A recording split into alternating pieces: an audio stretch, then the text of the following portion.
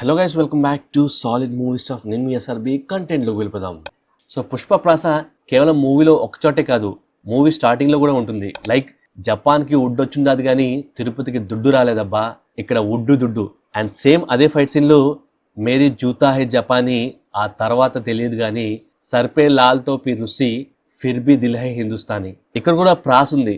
అది విన్నప్పుడు దీని మీద ఏదైనా సాంగ్ ఉందా అని వెతికితే అప్పట్లో మోస్ట్ ఫేమస్ సాంగ్ మేరా జూతా హై జపానీ అనేది ఒకటి ఉందని తెలిసింది. అంటే పుష్ప సీరియస్ గా సాంగ్ పాడుతా ఫైట్ చేస్తున్నాడు, అది కూడా హిందీ సాంగ్. సుకుమార్ గారు పుష్పని జపాన్ రప్పించి షూట్ తో ఫైట్ చేపించి అండ్ అక్కడ సిచ్యువేషన్ సాంగ్ ఇలా పాడిస్తున్నారు. ఆ సాంగ్ వచ్చేసి శ్రీ 420 మూవీలో ఉంది. అండ్ అందులో హీరో రాజ్ కపూర్ గారు, అంటే మన యానిమల్ ఫేమ్ హీరో అయిన రణబీర్ కపూర్ గారి తాతగారు.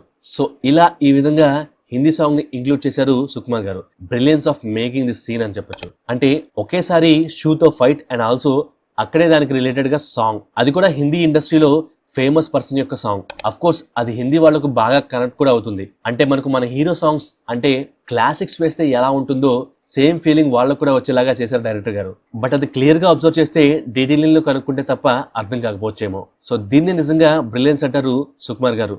అది next level thinking. So Hindi audience ని అట్రాక్ట్ చేయడం కోసం కమర్షియల్ ఆస్పెక్ట్ లో కూడా ఆలోచించి ఆ సీన్ ని ఇంక్లూడ్ చేశారు in a brilliant way. And ఈ ఫైట్ చేసేటప్పుడు దాన్ని ఫన్ మోడ్ లో డిజైన్ చేశారు. ఎలా అంటే ఆ సాంగ్ యాక్చువల్ లిరిక్స్ వచ్చేసి మేరా జూతా హై జపానీ, ఏ పత్లూన్ ఇంగ్లిష్ఠానీ, సర్పే లాల్ తోపి రుసి ఫిర్ బి దిల్ హై హిందుస్థానీ. అయితే పుష్ప ఏం పాడతాడంటే మేరీ జూతా హై జపానీ, ఆ తర్వాత తెలియదు గాని అంటే ప్రాస సర్పే లాల్ తోపి రుసి ఫిర్ బి దిల్ హై హిందుస్థానీ. ఆ తర్వాత తెలియదు గాని అంటే అక్కడ నేను లిరిక్ మర్చిపోయాను, అదేంటో తెలియదు గాని అని ప్రాసను మ్యాచ్ చేస్తూ అదే ఫైట్ లో పాడుతున్నాడు, మనకు చెప్తున్నాడు. సో దాన్నే ఫోర్త్ వాల్ బ్రేకింగ్ అని చెప్పొచ్చు.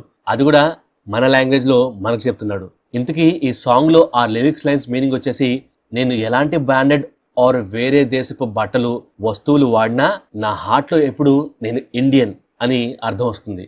సో సేమ్ పుష్ప కూడా అదే చెప్తున్నాడు. పుష్ప ఎక్కడున్నా, ఏ దేశంలో ఉన్నా, ఏ లాంగ్వేజ్ మాట్లాడినా బేసిక్ థింగ్ ఈజ్ ఇండియన్ అని చెప్తున్నాడు.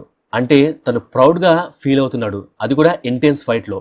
అదే మనకు డైరెక్టర్ గారు చూపిస్తున్నారు. ఏంటి స్మగ్లర్ కి కూడా దేశభక్త అని మూవీ నుండి బయటకు వచ్చి అడిగితే నేనంటాను మళ్ళీ మూవీలోకి వెళ్ళండి అని చెప్తాను. ఎందుకంటే it's a movie, not reality. ఇక్కడ సుకుమార్ గారు పుష్ప ఇస్ ఏ స్మగ్లర్ అని మూవీలో సీఎం తో చెప్పించారు, వీళ్ళకు దూరంగా ఉండాలని మళ్ళీ సీఎం తోనే చెప్పించారు. బట్ అలాంటి స్మగ్లర్ కి కూడా తన దేశం గురించి ఎవరన్నా ఏదన్నా అంటే ఊరుకోడు, అనకపోయినా తన దేశం అంటే తనకు ప్రేమ అని చెప్తున్నారు.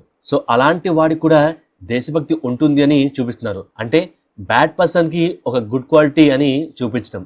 జస్ట్ లైక్ మహాభారతంలో కర్ణుడు బ్యాడ్ క్యారెక్టర్, బట్ తనకు కొన్ని గుడ్ క్వాలిటీస్ ఉంటాయి. అండ్ ఆల్సో రావణాసుడు is a bad person, but కొన్ని గుడ్ క్వాలిటీస్ ఉన్నాయి. అదే ఆ సర్వేశ్వరుడు, ఆ పరమశివుడి పైన ఉన్న భక్తి. సో వాళ్ళతో కంపారిజన్ కాదు, జస్ట్ ఎగ్జాంపుల్ చెప్తున్నాను. సో ఒక బ్యాడ్ థింగ్స్ చేసే పర్సన్ లో కూడా కొన్ని గుడ్ క్వాలిటీస్ ఉన్నాయి. అందుట్లో ఒకనొకటి దేశభక్తి అని డైరెక్టర్ గారు చూపిస్తున్నారు.